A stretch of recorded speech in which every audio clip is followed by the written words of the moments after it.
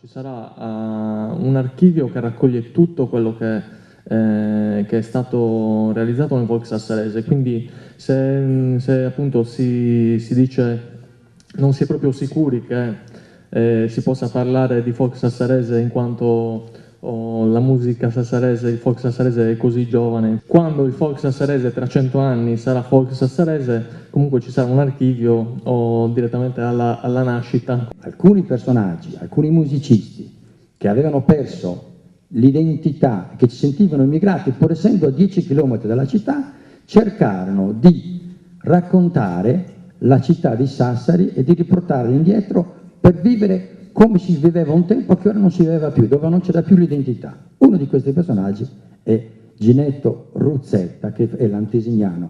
Queste chiavi venivano consegnate a persone di Sassari serie, oneste e che fossero nate nella terra di Sassari avendo almeno una o due generazioni di procreazione.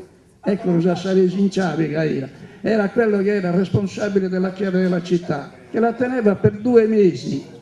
E quindi chiaramente noi perdiamo l'identità se continuiamo a fare, come molte volte fanno sassaresi, di cercare di tradurre la cultura degli altri, che a noi è molto lontana.